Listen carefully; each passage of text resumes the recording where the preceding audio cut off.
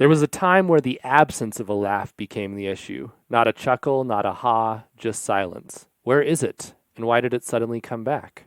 Join us as we explore the elusiveness of the Joker himself in the Denverse.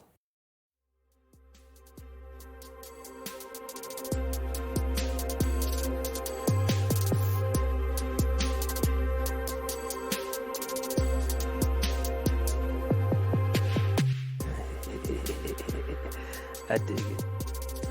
Welcome to the Denverse. I'm Derek. And it's Quinn. And we're here for another week of ups and downs.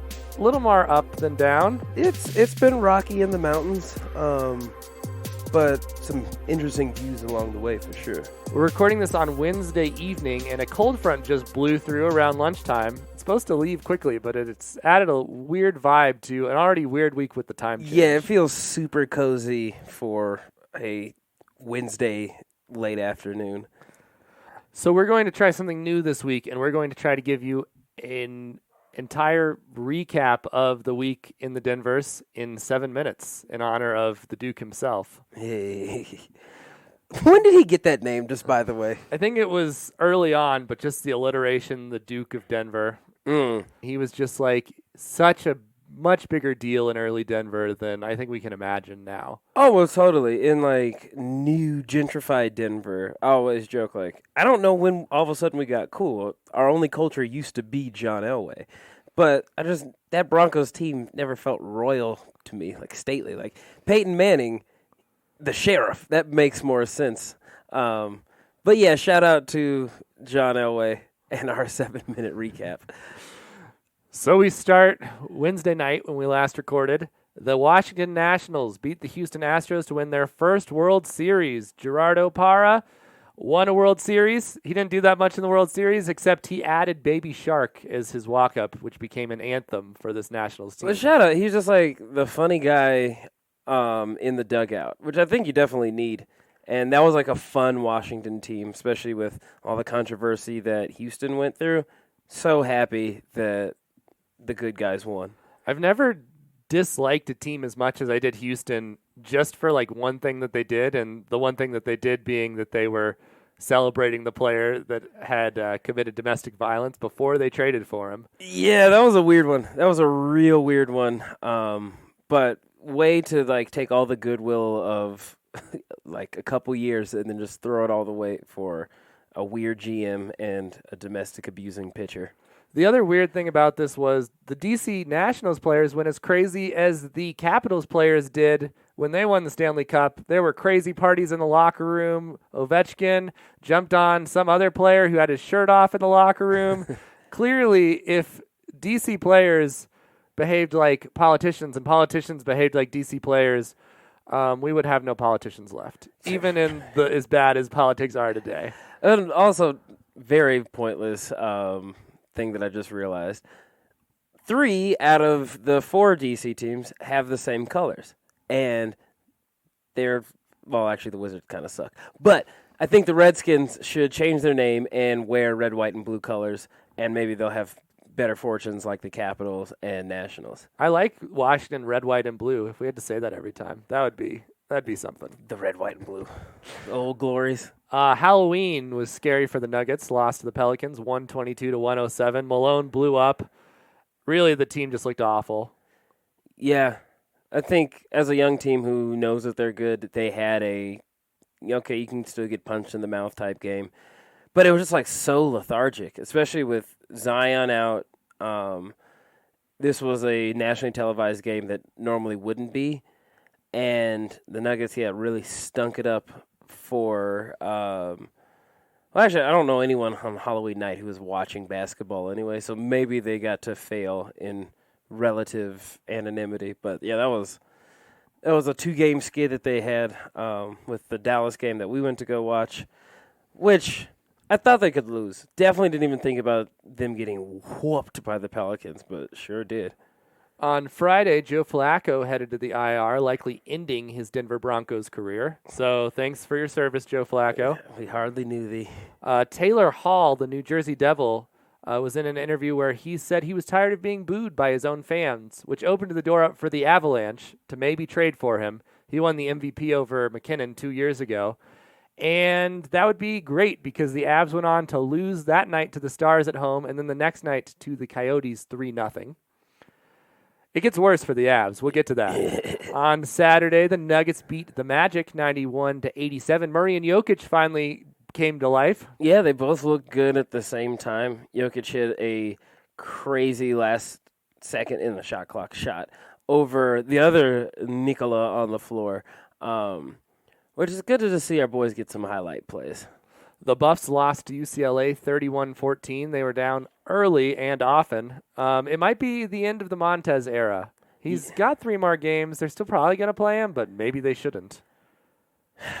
Yeah, that was a fun start to the season that has thus far petered out. We do have good Buffs news coming up, though. They would need to win their last 3 games to make a bowl game, starting this week against Stanford and then against Washington and Utah. On Sunday, the Broncos, led by Brandon Allen, beat the Browns 24-19. Allen was a classic game-managing quarterback. Yeah. Well, I mean, shout out to Brandon Allen because I don't think either of us could have named him last week at this time. We could not. So just random kind of bizarro world, Paxton Lynch played a solid game, although it was pointed out that he never threw to the left side of the field, which now that there's a bit of footage on him not throwing to the left side of the field, the Vikings defense after the bye week probably should exploit that somewhat. But somehow the Cleveland defense never realized that. No, dude, sorry. We're going over 7 minutes now. Noah Fant, the tight end, the rookie tight end, first rounder, put up one hell of a show with like a huge run. He shed, I think, 4 tackles on that run, and the dude that he laid out first was Browns player Jermaine Whitehead, yeah. And the dude went crazy on Instagram threatening people with racial slurs and posted his address, said, hey, come fight me right now. So he had a terrible Sunday and an even worse Monday because then he got cut from the Browns team. But that's a great textbook way of not to handle criticism online. On top of the Fant play, which caused all of the turmoil, Sutton had an amazing catch where he basically caught the ball around a player for the touchdown. Yeah. He's still a young dude, but he definitely became that guy's daddy, which choice. Actually, it was a Denzel Ward, who's a cornerback who the Broncos could have drafted a couple years ago. Really proved that we made the right choice in that situation. Also, Philip Lindsay had a direct snap to win the game where instead of just running it with a handoff, they did a direct snap. I've got to say that was Rick Scangarella's best called game on the offense. And if you're Joe Flacco, you just have to be a little furious because they had all of the creativity that they hadn't had for the first 7 weeks of the year. Well, I mean, just because Joe Flacco's offense looks super lethargic. And we haven't seen enough from Scangarello yet to say that he's a great offensive coordinator or a bad one, but that offense certainly looked more energized with Brandon Allen, who I didn't know existed, and hopefully would love to see him carry the reins for the rest of the year if possible. I know some people want to see Drew Lock, but I think you want to see Drew Lock. I didn't care about Drew Lock when we drafted him. I was just like, that's a smart pickup in the second round. But I think we've got Broncos talk later. So, yeah. The other thing that happened, which is exactly what I told you wanted to happen, was that Baker Mayfield had an incident, which was what I said before the game. I want Baker Mayfield to have an incident.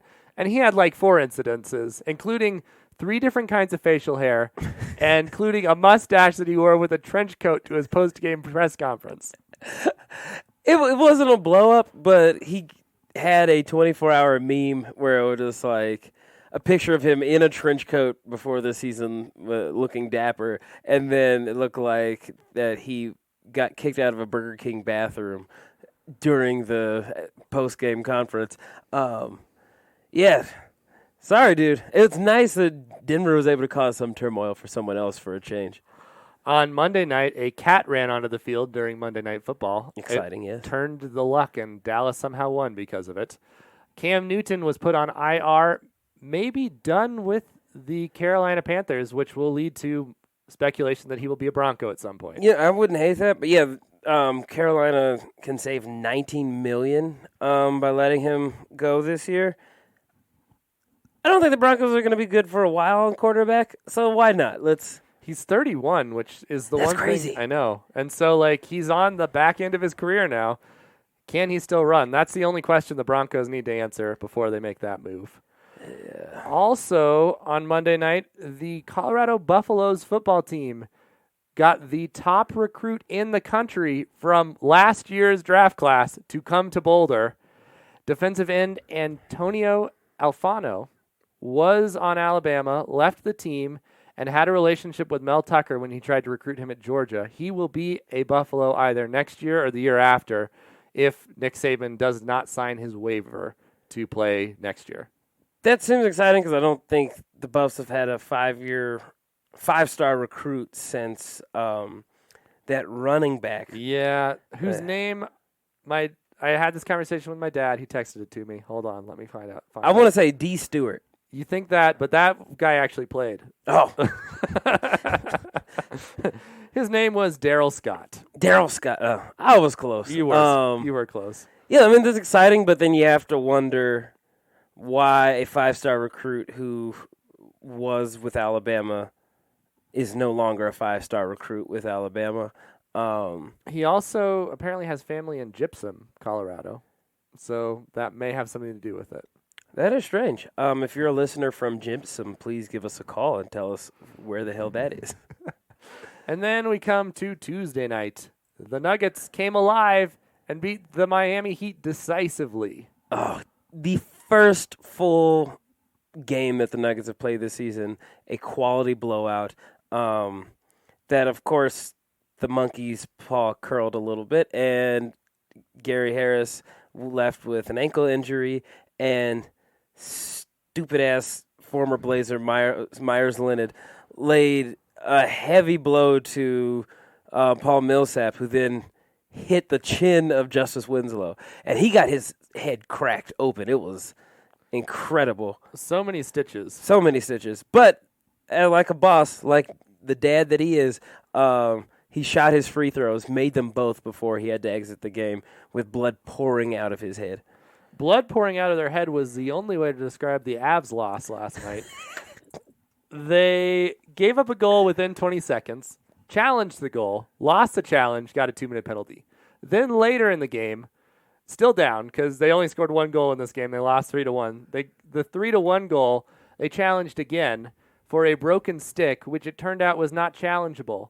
But the NHL, in all of their wisdom, still gave them the 4-minute penalty that you now get for losing 2 challenges in a night. Whoa. And they lost. They killed all the penalties, but other than that, they looked just atrocious. They've lost 5 in a row, and we will definitely talk about them later on. Oh, that hurts so bad. And finally, early this morning, Proposition DD passed in Colorado on election night, which means that we will have legal sports gambling in May of 2020. May of 2020. So right in time to put a bunch of money on a Nuggets championship. Yes, right in the middle of the playoff run, we can put it in there. And the Rockies. Early season, we'll be able to still get those World Series bets in. Well, I would say if you're doing heavy betting on the Rockies at any point, but especially early in the season, that you might want to check online about gambling addiction as well. I feel that's a very niche. Or only bet against them. That's a smart call. That is the only Rockies talk we're going to have. That was not anywhere close to 7 minutes. We did not set a timer. We did everything wrong, but we tried. That's Denver sports in a nutshell. All right. Oh, I forgot the last part of this. Coming up this week, Nuggets, Sixers Friday at the Pepsi Center. They also play the Timberwolves on Sunday and the Hawks at home on Tuesday, so 1 win. The Broncos are on a bye. And the Avs play the Predators Thursday, which will be tonight when this podcast gets released. The Blue Jackets at home on Saturday and at the Jets on Tuesday. They're trying to stop their 5-game losing streak. And CU basketball starts at Arizona State Friday night in Shanghai. I guess that's a neutral site game. Also, we're still doing China things.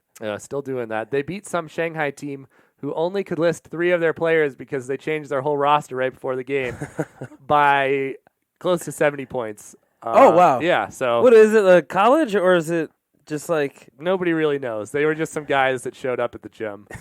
And that sounds exaggerated, but literally the box score was a number, and then it was unknown player. And also the Buffs play at home against Stanford at 1 o'clock on Saturday. So that is 17 minutes in Denver sports. Beautiful. Okay, let's move on to other things. I'm going to protest that it was 17 minutes. That felt like 13 minutes to me. You might be right. We'll have to see in the editing. Great. I'll definitely put in the show notes how long that was if you weren't paying attention at home. So the Broncos win. They move up to their 3rd win of the season. And the question really is, was it a good thing to win or was it a bad thing to win? Where do you stand on this? Call me old school. I think it's always good to win games. But especially now, this being the kind of 3rd season that I've worked at the stadium with you, I've not been afforded a lot of happy moments from the Broncos. And it's really cool when the Broncos win at home. So from a fan base standpoint, I think you needed it for morale, but for the team as well. So I think the arguments for them winning are my big concern, which is if you start developing a losing culture, it's much harder to then regain a winning culture. And so you don't want to point the Cleveland Browns. Yeah, exactly. The Cleveland Browns, who one of the things about the suspension for them that I didn't understand is they don't care about character, clearly, with some of the guys they've gotten. And then they're like, well, this is too far. And it was way too far. Like, they definitely should have done what they did. But it's like you knew exactly what you were getting, and then you're not okay with it. And that's something that a losing culture would have. Well, that's with a losing culture. You don't know. Like, the phrase, act like you've been there before. Mm-hmm. When you've never been there before, it's really hard to do so.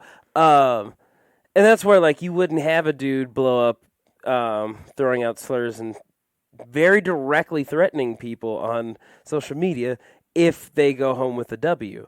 Yeah, but I think the Broncos are kind of on a slide right now, and that almost every team in the division is trending upwards besides them. I think more than the win itself is like the production you got from a Cortland Sutton, who is hopefully your future number 1 receiver in perpetuity. Noah Fant, 1st-round draft pick, and a rookie tight end always is hard to kind of quantify. But a big boy who could run that fast, that's a good thing. And then to also see Phillip Lindsay, who is always kind of a home run threat, but I actually get to see it happen. Those individual performances that amount to a win, I think, are actually more important than the win itself. But the Broncos scored 24 points in the game. They had 17 at halftime, which was the 3rd most all year. 24 tied the most points they've scored all year. Yeah. So it was a very productive offensive game, which was nice to see. I think that the downsides are first draft position, which we'd already talked about. It was almost impossible for them to get a top 5 pick. Yeah. And that continued. And then Elway's confidence, which is the concern in all of this. Not only the more games that they win, does it make it more likely that Elway gets full control, but also that he thinks he's doing the right thing. I mean... And I don't think he is. Like, just for the record, this team needs to change a lot before they're going to be able to compete for a playoff spot. The apprehensive sound that I just made is the fact that I'm like, I still don't know how I should feel about John Elway, at least as the GM of our team. I wouldn't vote for John Elway, which I thought that he was going to do. Me too. That would just be a further trip into the bizarro world that we do live in. But I don't know, like... I was listening to Hastings, Harris, and Kane, Dover, Dover. and they just like compiled a list of all of Elway's draft picks, and 70% of them are still in the league in productive roles on whatever team they're on. So I think there's a bit of a narrative that John Elway has been awful at drafting players. I think he's been awful at drafting marquee players, specifically quarterback, and I have no excitement for Drew Lock. I don't think he just like has a basic haircut. He's not tall. And he played for a terrible team in Missouri, so I'm just like, who knows what can come of it. You know who else wasn't tall? Russell Wilson, who the Broncos didn't draft because he wasn't tall. Yeah, but I don't think, like, I think there's only very few teams in the league who develop Russell Wilson into the front-runner MVP candidate that he is. I hate Pete Carroll's face, but I think he's a great coach. So, yeah, a lot of people would have whiffed on a lot of people did whiff on Russell Wilson. Not the Colorado Rockies. No, they drafted him. They were on board. I think we talked about this before. Colorado Rockies are straight shooters when it comes to drafting quarterbacks because they have Russell Wilson and Michael Vick under their belt, which is so strange. But no, someone I will fault him for, Lamar Jackson, which if you look at that super quarterback class, he was the last one drafted, I think last in the first round, and the dude looks like he's changing the game. And doing it in ways that, I mean, it wasn't clear that he was going to be able to develop into a top quarterback, but in those national championship games, he was the best player. Yeah. And that, to me, you always want those guys who rise to the big moments, and he was a guy that rose in the big moments. Well, that's Mitch Trubisky versus Deshaun Watson. Mitch Trubisky played on a below 500 North Carolina team versus Deshaun Watson, who won a national title. Yeah, I really feel like the Broncos have been doing a good job at drafting team captains. But I think winners go a long way, too. That's why Tim Tebow, even though most of his intangibles were terrible, he was a winner, by God. A good, strong-jawed Christian boy. That's what I would like to see moving into the draft. As we said, there's too many terrible teams that the Broncos are going to get great drafting position, and there's something to be said for those like 7-9, 8-8 teams who just stay there because they never are able to draft a true game changer. But I think I would take a lineman over a quarterback in the draft. And they're going to be 5 or 6 quarterbacks. Like, they're going to have their chance if they need to, at worst, trade into the late first round, which I'm guessing they won't. I'm guessing some of those guys will be there. It'll be more just, can they figure out who they want? Yeah, but it'll be like having to assume that unless he absolutely falls off a cliff, that Brandon Allen will be around next year. You're so convinced after one game. I'm not convinced. As again, he didn't throw to an entire side of the field. But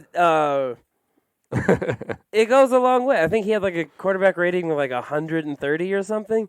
I think if we were able to give Trevor Siemian a chance, Chad Kelly a chance, Brock Osweiler 2 chances, that he and Allen will be in the conversation. Then you have Locke. This is going to be the saddest podcast ever after that Minnesota game where you're just like, I was wrong. What happened? Play it back. I don't care, right or wrong. Play this back to me at some point. I just don't want 3 young dudes in the quarterback room. So instead of drafting someone, especially in that first or even second round, just get more pieces to make your 2 maybe quarterbacks look like stronger maybes. And there are a lot of old quarterbacks they can get because Andy Dalton's going to be out there. Eli Manning's going to be out there. Cam Newton's going to be out there. Who knows about Tannehill? He seems to be all over the place. Maybe Marcus Mariota. I would love to give Marcus Mariota. Matt Moore. Like, there are a bunch of quarterbacks now. Yeah, dude. Like, John Kitna. I mean, he's not in the league. He hasn't been in the league for 20 years. But John Kitna was a journeyman quarterback, a guy who you never want to be your starter, but if he needs to be your starter, you can make him happen. I'm surprised Ryan Fitzpatrick has never been a Denver Bronco. I would take a flyer on him next year. Well, I look forward to your Brandon Allen jersey. No, I still need to get a Plumlee jersey. The Denver Nuggets. I think the thing about their win against the Heat that was so exciting, even though it was brief because of the injuries you talked about, was seeing the starting five really gel with Will Barton being the spark plug that we hoped he would be when we re-signed him last summer. Sir William Barton III. Yeah, dude. Yeah, that first 6 minutes of the game, the starters were moving. The ball was constantly in motion, and I think that set the tone for then when Miami kind of settled down, and they've got some great pieces. They were, I think, 5-1 coming into the game. It was a pace that they were not going to be able to keep up with for the rest of the game, and yes, because then everyone got hurt. Yeah. Well, no, that the Miami wasn't. Oh yeah, Miami wasn't. Yeah, and especially, I think even more so than seeing Jokic, who has been slumping up and down to start the season, seeing a consistent Jamal Murray, a fully healthy at the time Gary Harris playing great shutdown defense and trying to facilitate little more. At the beginning of the season, he had been racking up a lot of turnovers because he was trying to be a more fluid passer, which is really hard to kind of transition into. But the team looked solid, looked like the communication and the rhythm was there. And the bench even looked better.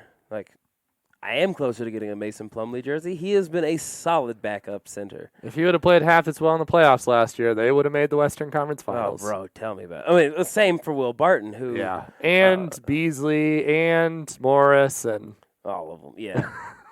But, I mean, they just needed one more guy. Yeah. Michael Porter Jr., perhaps. But, yeah, to your point, they looked like a solid team, and last night was a game where it's like, okay, this is a good team. This might even be a great team. And I think I know people have been really hard on Jokic just through the first 6 games or however, I think 6. But I will say that I'm less worried about Jokic turning it on after what we saw in the playoffs. I think that when the lights get brighter and they have to win, it's clear that he's going to turn up the intensity. It is annoying that he can't just play that way all the time. But unless you are LeBron James or Michael Jordan, how many players have we ever seen that can turn it on every night? Yeah. Honestly, if you don't need him to, which we didn't.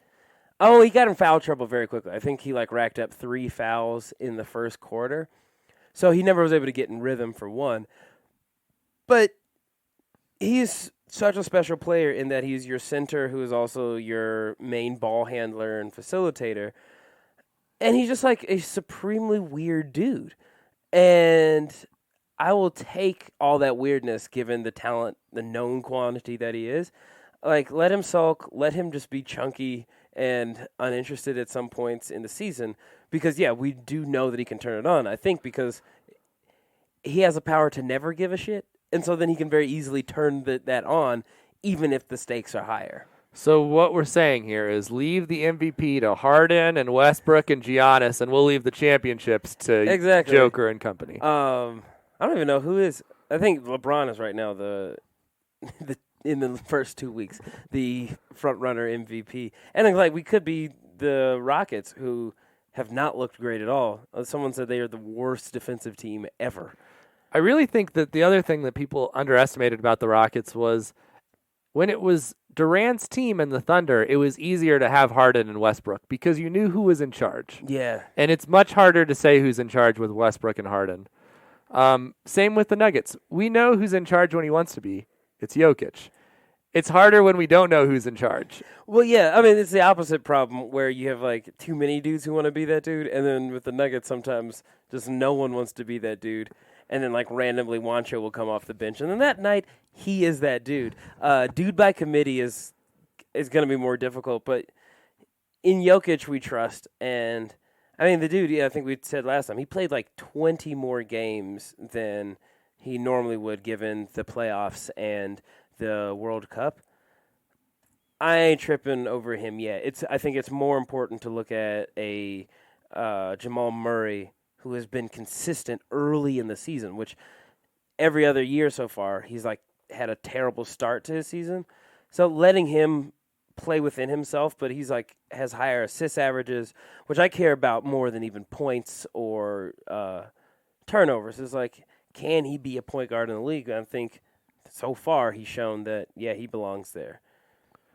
So the Avalanche are having the exact opposite problem. They've lost 5 in a row. Rantanen seems no closer to coming back than he was when he originally left. I don't know why, but he's still just week to week, no better. Landeskog is hurt forever. Like, we don't know. He did have a kid. Okay. But he had a boot on his leg, so we know that it was a leg injury. Other than that, we don't know. And for some reason, Colin Wilson being out has also really hurt the team because having to bring up their 2 scratches and then a random guy in from the Eagles, which is basically what they've done, their minor league team, has not translated into a good 4th line. So now they have 3 lines, and their top line they can't figure out. They put Matt Nieto, who is a 4th liner, 3rd liner on the Avs, on the top line with McKinnon last night to disastrous results.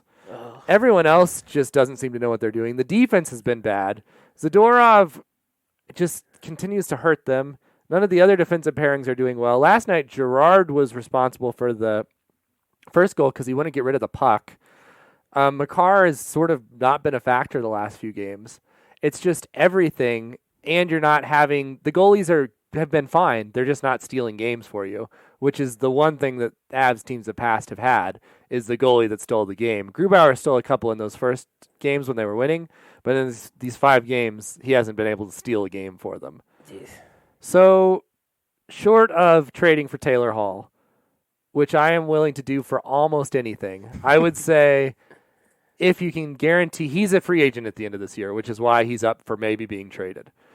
If you can guarantee that he'll re-sign a contract and you can afford him, you give up almost anything outside of McKinnon, Landeskog, Rantanen, Girard, and Makar.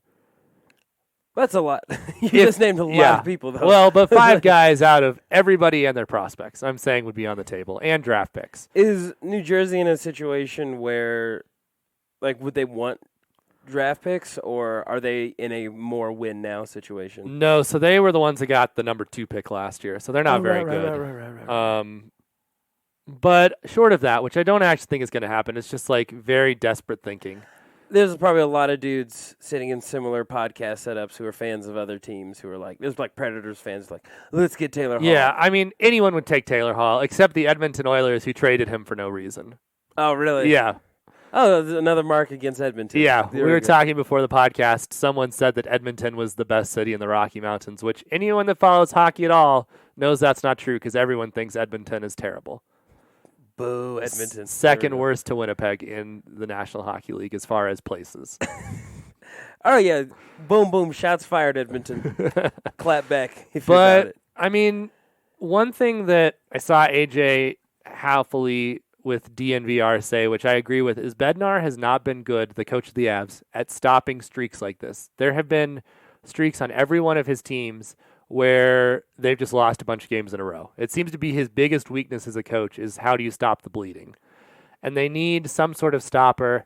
And unfortunately, usually you'd say McKinnon and anybody else, but right now it's just McKinnon alone, and that doesn't really work. These teams are too good to let one guy beat them. Has Bednar, he's a cool coach personality because he's like so aloof sometimes, just in terms of interacting with the media, but is he, as we've talked about in previous shows, a leader of men? Like, does he have like the let's rally the troops mentality at all? I don't think he has the let's rally the troops. He's very even-keeled, which a lot of times in these long seasons, sometimes, like Malone was mad about the game last night, even though they were up 20 points. Like, he was just furious on the sidelines. Sometimes you don't need that. And that's the thing about Bednar is he's never like that. But he's not that guy. And I think that one of the things that this team has to figure out is who is that guy in the locker room. And actually, I have no idea who it is. Maybe it... Especially with Landeskog hurt. And that's like the thing that you miss is Landeskog is the guy on the bench who's like, come on, guys, like we need to get it together because he was the captain. And without him, it sort of is on the other guys. And the thing about McKinnon is he's sort of like Arenado, where he's so focused and so hot all the time that like he's not the guy. Like that's just not him. Yeah. Which is fine, but now they need that guy. So it'll be interesting to see what they do going forward. I don't know. I'm just hoping that somehow they win some games in the next week and we're not sitting here on an 8-game losing streak. Well, because if we're at right now is bleeding from a head wound, next week would be like suffering septic shock after a gunshot if they don't win anything. The worst part is Matt Duchene is coming in with the Nashville Predators. And this first game with the Predators back in the division, we're going to have to see him a lot. And the Avs already hate the Predators from that playoff series 2 years ago. So just so you know, in the next week, we're going to be releasing a second episode. This is going to be in our Denverse Stories series, and it's going to be on the Colorado Avalanche. So look out for that. Until next Thursday, I'm Derek. I'm Quinn. Thanks for joining the Denverse. Yo.